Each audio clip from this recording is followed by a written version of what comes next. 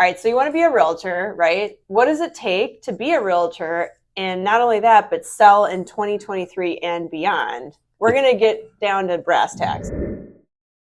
All right, first of all, we are seeing a pattern, are we not? Like the people that started in 2020 and have sold for a couple of years, they are getting a dose of reality, are they not? Absolutely. And I think that, look, there's always the statistic everybody always hears is 85% of new realtors never make it through their first year, never sell a single property and are gone out of the business in the first year. Of the 15%, a large portion of those don't make it through their second year.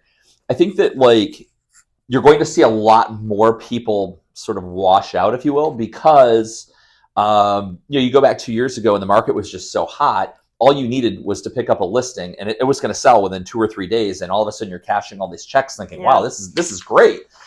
It's much more hard. It's much more difficult right now, especially in a slower market. Anybody who's financing is pretty much out of the market right now. So now you're looking for only cash buyers in a very condensed market with not a lot of inventory. So I think that, you're going to have to work a lot harder to put the deals together. You're going to have to put a lot more work into ensuring that the deal isn't just signed at contract, but gets to closing.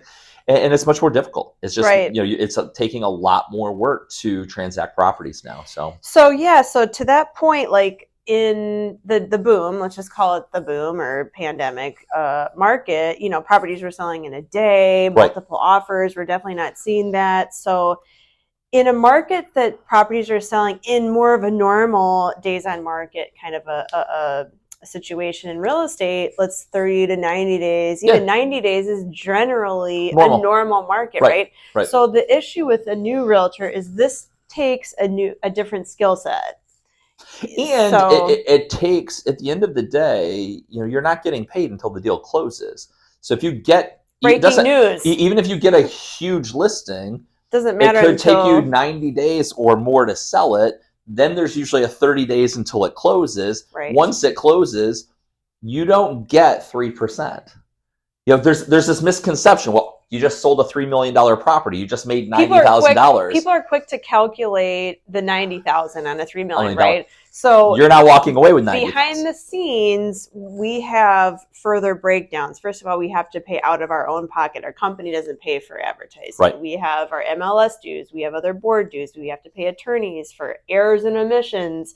We have splits, meaning based on your volume. So if you're a new agent, you don't take, usually sometimes it's 50-50, right? Depending on if you're a brand new agent, it's 50-50, maybe 70-30, right? So you don't, people. And if you're with a large brokerage like Coldwell Banker, Century 21, Michael Saunders, Sotheby's, it's even more. The company itself generally takes 6% of your commission. It's for the branding though, the international branding and the name. But if you're a brand new agent on a 70-30 split, you've already given up 30%. Then Coldwell Banker or your broker is going to take another 6%. So that's 36% that you've given up. And if that lead was a referral, so we thrive and we love and appreciate our agent referrals. So don't take this the wrong way. But if there is a referral that does cut into it, generally 25%. So when you dwindle it down, it really does cut into your take home. And not to mention taxes. Everybody forgets about the taxes. And they're like, well, wait a second, I start out at $90,000.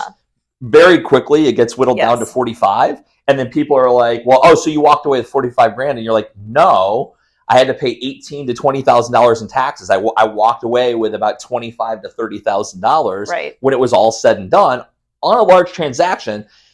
Admittedly, larger transactions are a bit easier than they definitely are. A $400,000 or $500,000 transaction. I mean, they generally stay together. They're not going to fall apart over a $200 or $300 for that, fix. But I think that there's a lot of misconceptions around, oh my gosh, look at these realtors. They're all making so much money. Number one, they don't make anywhere near as much as you think. And number two, you're not looking at the fees. Right when you get started, right off the bat. MLS, which I don't remember. I vaguely remember, I think right off the bat, I think I had to pay $900 or $1,400 for my MLS access. Supra, which is the way we get in to see property. It's the app that goes on your phone that allows you to open up the boxes to get in. Yes, it's only $15 a month. But we also have a desk fee, which is $55 a month. And you also, like, right off the bat, the best way to generate business, in my opinion, is open houses. Well, you can't do an open house if you don't have signs. So right away, you've got to go spend $200 or $300 in signs. And you can't do it unless you have listing. You can, but generally the best thing to do is have your own listings, right? So let's get back to, so basically, there's all these fees, right? But if you start out, and if you're not selling, and if you're new, right, you still have fees. You still have to pay out. Well, and right off the bat, my rough estimation is, from the point you decide you want to become a realtor, you got a couple $100 for the class, you've got all these other fees. My guess is you're probably $3,500 to $4,000 starting out right off the bat before you've even walked in the door to try to sell your first property, but and you have no income. But you're starting a business, and right. I don't think that, there's people that get their license that, of course, just do it for fun and on the side, and there's that group of people. But the people that we're really talking to, the people that are trying to do this full time.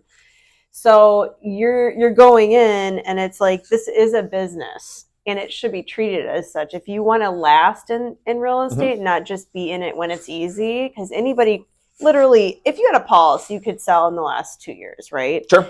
And so what we're seeing, the pattern that we're seeing, is the people that were successful, they stopped doing all the things that were necessary. They got lazy. They're doing the low-lying fruit. Right. It's like he and I just are out hustling, and I've worked harder in the last 9 months than I have in probably the last 2-3 years at least. But I'm no stranger to working hard. I grew up, my family taught me to work hard, and we have a strong work ethic, and same with you. You work harder than me, I think, sometimes, like push me. But, I think that's what's been lost on people, the brand new people that knew no differently, and now are exiting the business and getting second jobs. And we all know that if you can't do this full time, you can't do it part time. Can't do it part time. I sort of say to everybody, like, if you're going to be a realtor and your plan is to do this long term, full time and long term, if you're thinking this is a 40-hour a week job, there's no way you're going to make it. It's got. I mean, we're early in the morning, late at night. Generally, most weekends you're working, or at least answering phone calls and emails at a minimum. But generally, most of our business is generated Friday, Saturday, and Sunday. Right. I mean, that's when you're getting your leads. That's when you're doing open houses. I mean, so I think that, like, people see the numbers, but they don't factor in everything, all the fees, your broker's taking a split, taxes. All of those things whittled even these large deals down to a small amount of money. So at the end of the day, you have to do multiple transactions and be involved in multiple deals. Yeah, and have a lot of lead sources. Sure. Life is not Instagram. I don't know if you all know that. Yeah. But we see, like, the new listing and the shiny new penny and the great closing. We've got a couple closings coming up, but, we worked really hard for those, and we're doing the things that others won't. Right. But we'll get the results that maybe they won't as well.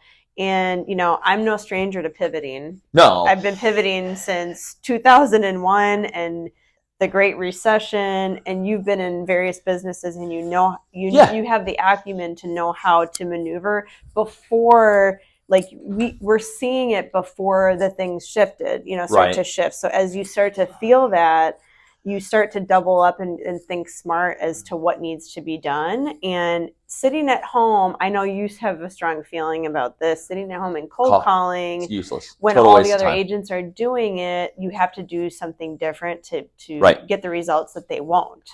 And we are very direct in our approach, and we'll be the first to tell you, like, this isn't going to work, or this is what we recommend. And if you want to call and ask for advice, like, we'll be very, we'll give it to you straight, that's for sure. My best business is done face to face. Yeah. Whether that's in open houses, it's taking time at the desk where you're meeting clients out in front. My best business is done face to face, and meeting with clients, going to dinner, going to lunch, having a drink, networking with the people that we know, and yeah. So I think that. Something else for me is that I'm really trying to look at, like, where's the market going and how do I get out in front of constantly. It. So my guess is, they're saying they're going to raise rates again, possibly a second time this year. But my thinking is, if I can get a lot of listings at the point when they do lower rates, I believe that the market is going to come racing back. Well, the way to get ahead of that is We're to positioning ourselves. position myself with a bunch of listings, because if it does come roaring back, the people sitting with listings are the ones that are going to be positioned really well. Control the listings, control the market. Control the listings, control the market. And so right now my whole focus, and not that I won't take buyers at any price point, obviously, but if someone just said you can choose to get 2 new buyers right now or 2 new listings right now, I would say I'll take the 2 new listings, preferably. So we're, it's just not easy. It's not an easy business. And if you're thinking that, mistakes that I see a lot of agents make as well is that they'll get a couple of large deals done, and then the next thing you know, and then they're like, oh, I'm going to go on vacation for a while, which obviously I am notorious for. But you can, and you have it under control, and you space it out enough to where you can manage it. If you take your foot off the gas in this business, you're going to find that all of a sudden you've gone from, oh my gosh, I'm doing really well, to, oh my gosh, I have nothing going. And not only that, now I have to go back and reread the market and figure out, like, how do I position myself well now? 2 years ago during the pandemic, all you needed to do was get listings. There was buyers on every corner. Yeah. Everybody was a buyer. Everybody's lining up. Everybody's lining up to buy. It's not like that, so you have to know. I mean, I've had agents ask, "What is a broker's open?" or "What is a price improvement?"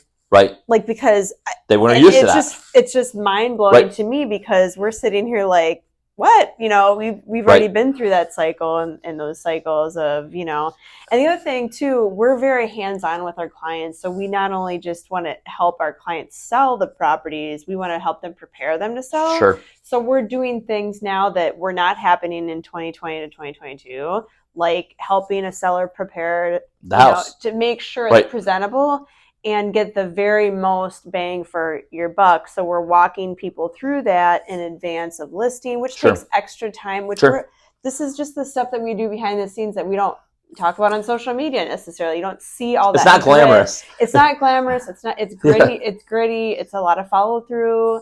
It's a lot of networking. It's a lot of hand holding. Some sellers are really emotional and it's difficult for them. We've been through a couple of challenging transactions. Like, that's not the stuff that you see on social media, on Instagram. Okay, it's not the shiny $1 million listing. They never show you the difficult transactions. You don't it's see always the wife calling and crying, or the husband and wife not being on board. The agreement. It's just all kinds of things that we have to become counselors to a degree. Well, and concierge to on the front end of a listing, especially as you're trying to prepare it for sale.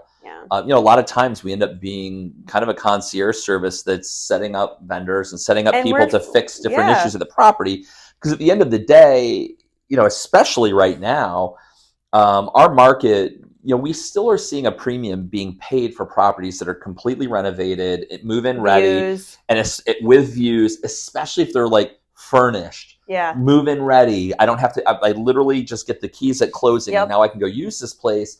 Versus, if there are issues, if it needs updates, or buyers are going to pick that apart. They're going to pick it apart and just pass and wait.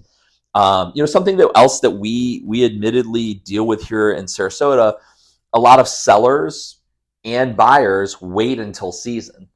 So a lot of sellers say, well, I'm just going to wait until season when there's more people here. But there's also more competition. There's also a lot more. There's a lot more competition, and you're going to see a lot more sellers putting their property on the market. So you're competing with a lot more property. So of course, I'm a realtor, so you're always going to hear from me, now is the best time to sell. But truly, waiting until September, when we're going back into season, you're going to have, there's more buyers, but there's also going to be a lot more properties hitting the market. So it doesn't mean that you're going to get more money. You're just sort of delaying the time. We're transacting properties. We have a closing this week. We've had multiple closings this month. And we're not having a problem selling properties.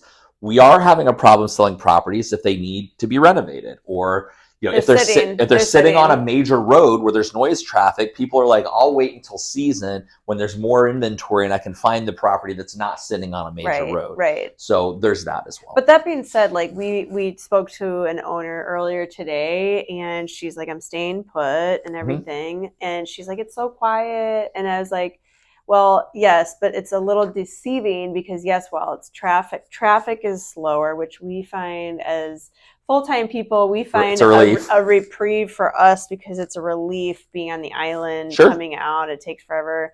But don't mistake that for not having transactions Right. being done. As a matter of fact, some of our highest sales are in the summertime. Right.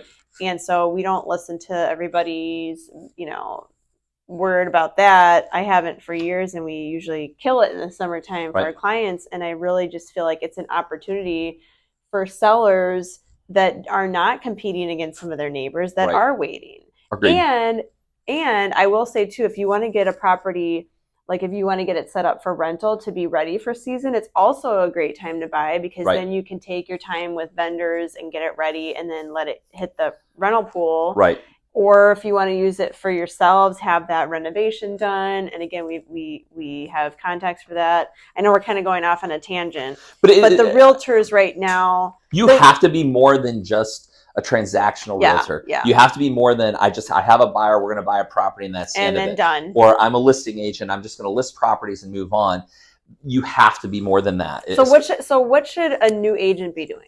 Because there's so many things. So there's a lot of things that you can do that don't cost you money, like buying leads. Trust me, I am the queen of buying leads, so I know I've done all of that. I don't believe in it. There's so many things that are free. I feel like we have generated so much business, door knocking, taking our desk time and just meeting people that are coming into the office. YouTube, just taking our previous clients out for dinner and drinks and networking with our friends and family and our network of people that have already bought with us face to face. I don't believe in paying for leads. I don't believe it. I know that Tom Ferry is going to tell me I'm wrong. I understand that, but the reality is that works for you. But my experience has been when you're cold calling, you're one of thousands of agents that are in Sarasota that are cold calling, and they're all calling from the same Vulcan software or the same list of people. So by the time you're calling them, they've had 200 phone calls before you. They're generally angry and tired and don't want to hear it. I think there is a niche for that, and there's a skill set for that. There is. I think there are agents that really have that skill honed in, and they succeed really well at that. Mm-hmm. That's not our forte. That's not my forte. I've tried that route. Listen, I've been around. I'm an old broad. I'm an old veteran here. Yeah. So I've tried multiple things. I paid for this. I paid for that. I mean, there's so much you can do online, like social media. I had a list here. Oh, you can be on podcasts.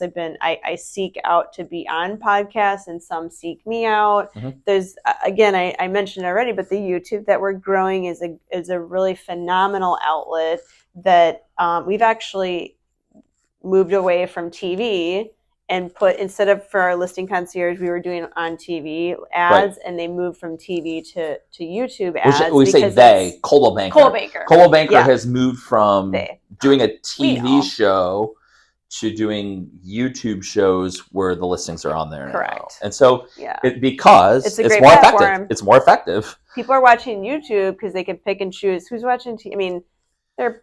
Who's watching TV though? Most people aren't anymore. And we've been having this conversation at my house lately. Like, do we really want to continue paying for cable? We never watch it. Right. Do we really? I mean, when Netflix has changed, do we really? I mean, we don't really watch much on Netflix anymore. Like, do we want to continue doing that? So most of what we watch is on YouTube. Yeah. So. I would say I'm talking to you new realtors, and by new I mean what in the last 5 years but especially the last couple years. I would say the best investment is, what do you think I'm going to say? I don't know. It's not in real estate, it's in yourself. And if you invest in yourself, you never stop learning. That is really important because you can never know everything. Every day I learn something, whether it's from you or the office or someone or a client. Doesn't matter. Someone on the street. Doesn't matter. Always invest in yourself. I think that's the best place to spend time and money. I would say if you're a brand new agent and you're just getting into this, I would say the best advice I can give you is, one, you need to have 6 to 8 months of money in the bank.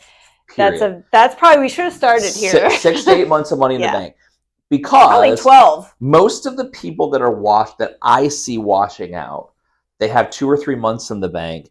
It's very difficult for what you're saying as an agent as a brand new agent is I'm going to get a deal the first 2 or 3 weeks I'm in real estate. It's not going to happen.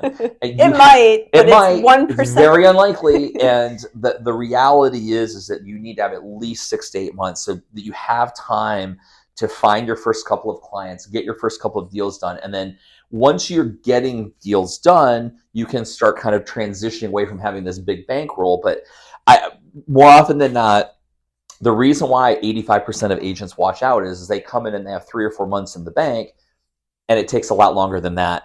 And I'm not saying even if you get a deal in the first couple of weeks, it might not close for 4 months. Or you might get 50% of 300,000. I mean, it's not enough to sustain you. And so I just think that like you have to have enough money, and you have to be willing to do extra work. The work. You have to put hours in, and you have to be willing to do the things that you look around, and the agents don't want to go door knocking.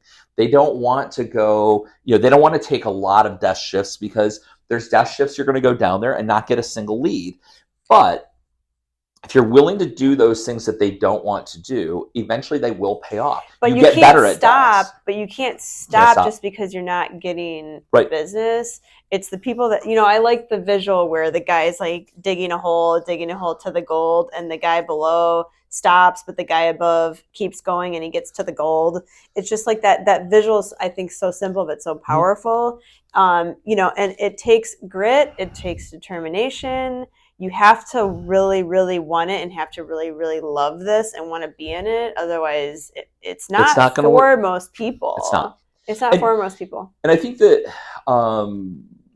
real estate has a way of humbling agents in a way that if you're not willing to do those extra things, you're not going to get extra results. Absolutely. And so, I love it when somebody says, "Oh gosh, you got so lucky on that deal, and you picked it up off of desk." And I'm like, lucky. And listen, if you want to call me lucky, I guess so. But at the end of the day, it's funny how lucky you get when you're doing the extra things and working as hard as you are. You create your luck. And I don't, I also think that, a lot of my business, or a large portion of my business, the first couple of years that I've been in, has been from desk.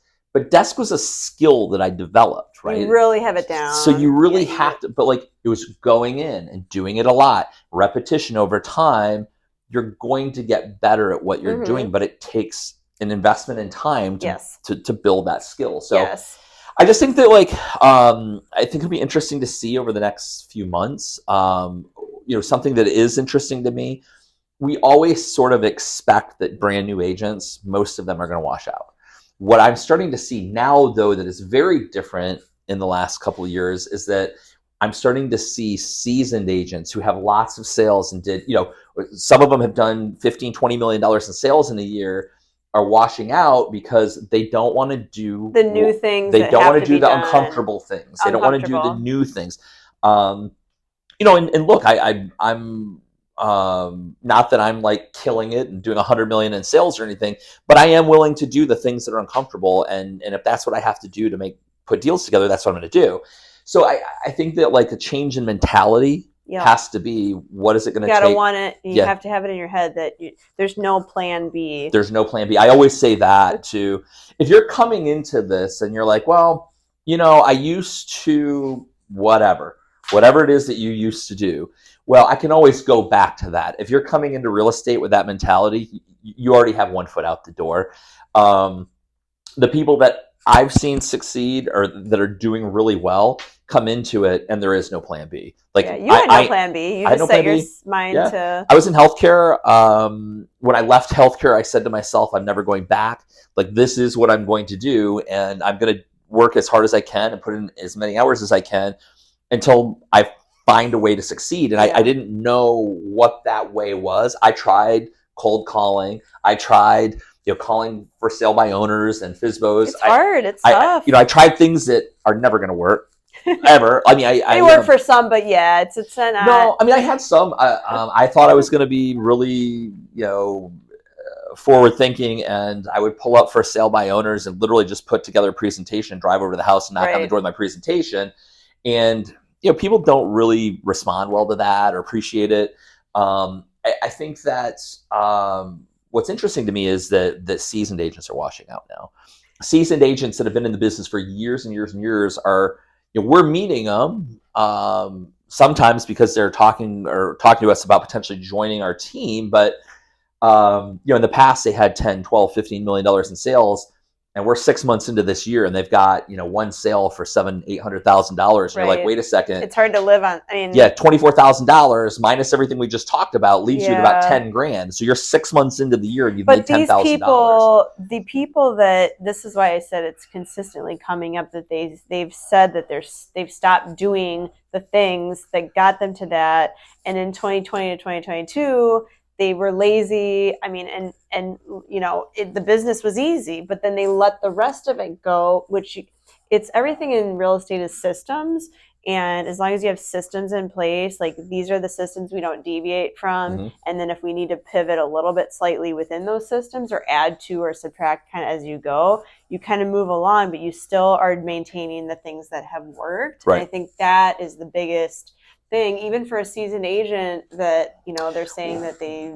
Well, some of my pivots didn't work. Mm-hmm. I mean, I was doing really well my first year and a half, taking desk, converting those desk leads into sales. And I added a CRM system, right, and pivoted to spending hours and hours every day calling the CRM. And at the end of the year, I stepped back and was like, wait a second, I paid $24,000 this year, right, for this CRM. I only had one sale from it, whereas when I was doing all of my desk shifts, I had 8 to 10 sales, and it was for, several of them were really large sales. Like, why am I... So I repivoted back and said, I'm done. Change the insanity, right? Yep. Repeating and expecting different results. By the way, for anyone that doesn't know what desk is, we are on St. Armand's Circle, which is a really high walking traffic area, and people come by. We have a window of properties downstairs, and they stop and they want to talk, and that's what desk is, right, or it's also called floor time. So I think to kind of summarize this, I know myself and my team, and we're the team, we've been leaning out in terms of taking expenses out that really just haven't worked. Like I've been paying for a website that just hasn't really done much, and then Google ads. We just kind of moved everything over to YouTube for the most part. I keep a website and just kind of trimming the fat, like being smart and trying to keep more of our hard-earned commissions. And generally speaking, as a realtor, like they say, if you're spending 25% or less on marketing, you're doing well. I just recalculated this morning, I'm at under 9%, which is very, very lean for 9% of the gross commission. So I work very, very lean, but it's taken me a long time to kind of figure that out and kind of get to that point. And I just rebase it. A new agent could get around that, I feel, to an extent. My feeling is, if you're a new agent, until you're established and you have lots of leads coming in, you shouldn't spend anything. Yeah. And as of right now, I've cut my budget literally down to $0. I'm literally down to, I'm not doing mailers. I'm not paying for software. I'm not paying for leads. I'm literally door knocking, doing my floor time, reaching out to previous clients, reaching out to family and friends, and that's it. Yeah. And my hope is that at some point I'll, at one point transition or choose another way. I mean, listen, there's a bunch of agents extremely well established. I know that you do this, that do mailers. Yeah. And I do mailers. So some of the agents in our office are extremely successful with that. I think that, I'm more apt to looking at something like that where I see people doing really well with it. I will probably never pay for Zillow, realtor.com. I'll never do another CRM where I'm paying a couple thousand, I'm paying $700-800 a month for the software and $1,200 a month in advertising. I'll never do that again. Yeah, the leads. If you're paying for leads have gotten very, very expensive. And even if it's on a referral basis, the referral fees have gone up. And so there's just this diminishing rate of return, far less ROI on those, because I would know. I've done all of it, and I did make a great amount of money, and I did, get a chance to meet a lot of great clients that way as well. But I guess to summarize this, I would say pick your heart. I did like a live broadcast on my social media a while back with the title "Pick Your Heart," and that was think that was a Tom Ferry thing he said, and it was a great one-liner because it's like, pick your heart. Would you rather be broke or would you rather be out hustling Mm-hmm. and worried about getting to your next appointment, or would you rather be worried about how little you have in your bank account? Right. I would rather be worried about getting to my next appointment Right. and filling the calendar, and with being activities and right. busy. Being overweight is hard. Going Yeah. to the gym is hard. Which one do you want to be, and pick that Right. direction and stick with it? Right. I think that's the biggest thing, is sticking to it and consistency. Agreed. It almost like truly, I say for me, I don't like the cold calling thing. Yeah. But we have agents in our office that are extremely successful doing Right. it. And I just think that it almost doesn't matter what you choose. Just whatever you choose, Pick do it and do well at it. and become an expert at it, Mhm. and do extremely well with it.